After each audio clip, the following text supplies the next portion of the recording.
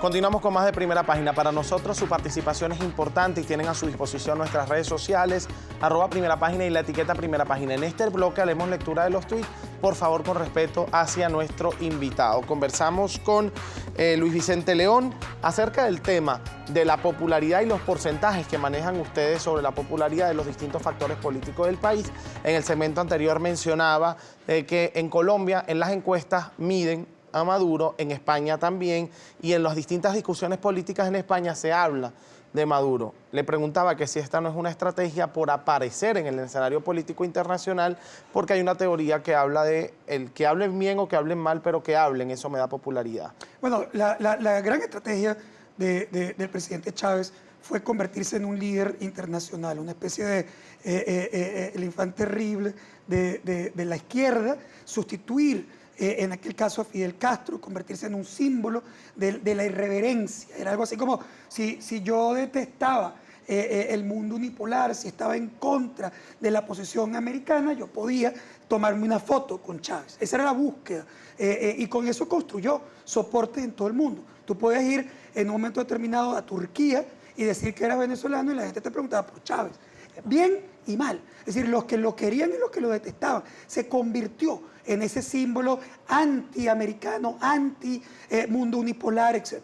Pero el caso del presidente Maduro es distinto. El caso de Maduro se ha convertido ya a estas alturas en un caso de destrucción de valor en un país.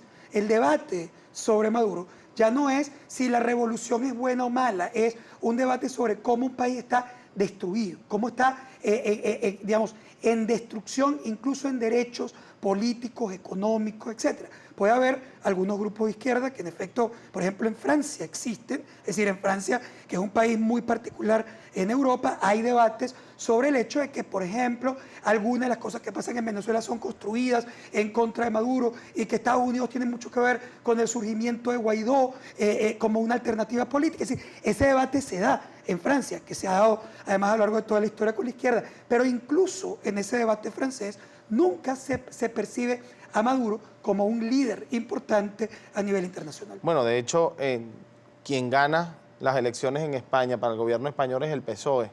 Y las declaraciones del PSOE nunca han estado alineadas con el presidente Nicolás Maduro. Simplemente han dicho que llaman a elecciones y que creen en una salida pacífica. ¿Esto es un apoyo directo a la revolución venezolana? No, yo creo que en el debate español, con excepción de muy pocas personas, como el caso particular de Pablo Iglesias, que además también se ha ido apartando para evitar el costo político. Sí, pocos discursos, ¿no? Hay muy poco soporte. No hay prácticamente soportes relevantes. Sobre el tema, usted mencionaba el tema de la controversia mundial sobre la destrucción de un país. Y para hablar de la destrucción de un país hay que hablar de su pueblo. Teniendo en cuenta estadísticas, teniendo en cuenta números, porcentajes, ¿cuál es el problema que tienen los venezolanos como el principal a atacar hoy en día? Sí, mira, han habido cambios importantes por la magnitud de la crisis. Durante muchísimo tiempo el problema más importante de los venezolanos fue la inseguridad. Ahí estaba, eso es lo que le quitaba el sueño a los venezolanos. Prácticamente desde la muerte de los niños Fadul, ya hace de los hermanos años, Fadul, de los hermanos Fadul, por ejemplo, hasta prácticamente hace un par de años, todo el tiempo el problema que quitaba el sueño a los venezolanos era la inseguridad. Hace un par de años el problema central se convirtió en la inflación y la escasez, la incapacidad de conseguir productos o de poder pagarlos se convertía en el gran drama. No porque se hubiera resuelto el problema de la inseguridad, sino porque ahora el tema de escasez y el tema de inflación se había metido en tu casa. Sí, por supuesto que la inseguridad es un problema, pero la inseguridad tú no la enfrentas todos los días, no todos los días secuestran, matan a alguien de tu familia o cercano. En cambio, todos los días salías y tenías un problema para conseguir leche. Todos los días salías y no había arroz o no había harina. Hace un par de años había un problema crítico de abastecimiento. Hoy ese problema de abastecimiento se ha reducido, paradójicamente. A pesar de la crisis severa que vive el país, tú puedes conseguir productos en el mercado. O sea, tú puedes ir a un supermercado y conseguir arroz. Y tú puedes ir a un supermercado o un abasto o un bodegón y conseguir leche. El problema es cómo lo pagas.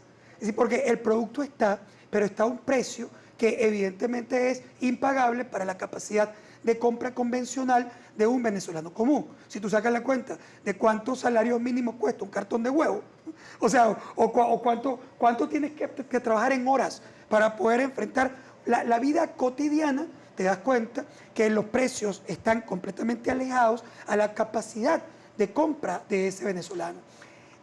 Y por cierto, eso me lleva a un punto muy importante que también muestra la encuesta del mes de abril. La forma como el gobierno ha abordado el tema específico de esa incapacidad de compra de los venezolanos ha sido fortaleciendo los CLAPS. Fortalece la penetración de la política social y esa política social no decrece incluso a pesar de la crisis brutal que vive el país y a pesar de la crisis o colapso del flujo de caja del gobierno. Uno podría esperar que en el medio de esta crisis el gobierno tuviera mucho menos dinero y pudiera llegar con mucho más dificultad a entregar una bolsa de comida. Pero el gobierno entiende que esa bolsa de comida se ha convertido en su mecanismo de control social más importante. La gente se convierte en más dependiente de él en la medida en que no pudiendo accesar productos en el mercado, se hace más dependiente de lo poco que puede recibir, de la limosna que puede recibir. La penetración de los CLAPS crece entonces de 76% a 85% de penetración en el mes de abril, lo que es la más alta penetración en toda su historia. Sobre el tema económico también hay un punto fundamental, el tema de los salarios. Ustedes seguramente en los estudios que hacen por mes también sabrán qué porcentaje de venezolanos o por lo menos cuál es la mayoría, si la mayoría se emociona ante el aumento del salario mínimo o la mayoría se entristece porque conocen cuál es la realidad de un país en donde el salario aumenta tan drásticamente y tan rápidamente cuando la situación económica es la que vive Venezuela. Ya se ha perdido en el tiempo lo que los economistas llamamos la ilusión monetaria. Los incrementos salariales en el medio de procesos inflacionarios no resuelven el problema. No quiero decir que no sean indispensables. En un momento determinado pueden ser indispensables porque al final de cuentas la gente no tiene acceso y necesita tener más ingresos para poder pagar, para poder comprar algún producto. Pero no les sirve, ¿por qué? Porque el precio, la inflación sube. Hay un dicho entre los economistas que dice que los precios suben por el ascensor mientras que los salarios suben por la escalera. Entonces tú estás subiendo, bueno, oye, qué bueno que me lo subiste, pero resulta que cuando fui al supermercado, con lo que yo ahora recibo, compro menos que lo que yo compraba antes con mi sueldo viejo. Entonces, se generaba siempre un entusiasmo con el incremento salarial que se llama ilusión monetaria. Tú creías que tenías más porque tenías más bolívares o porque tenías más salario. Pero cuando tú vas al supermercado, cuando tú quieres concretar esa compra y consigues que estás comprando menos, esa ilusión se esfuma. Hoy ni siquiera se genera la ilusión monetaria. Cuando se anuncian los aumentos salariales, la población ya lo tiene convertido a dólares. Hay una dolarización automática, no solamente de los precios en el mercado, que muchos de los productos se venden en dólares, tienes que accesar a ellos en dólares, sino que hay una automática transferencia de bolívares a dólares en la mente de la población. ¿Y eso es positivo o negativo? Bueno, siempre va a ser negativo en términos de que un país necesita una moneda estable en la que la gente confía. Si la gente no confía en su moneda y tiene que buscar una alternativa distinta es porque algo está mal, no es porque algo está bien. Ya me prendieron la musiquita, me tengo que ir al corte. En la próxima parte seguimos conversando con Luis Vicente León acá en Primera Página. No se aparten de nuestra pantalla.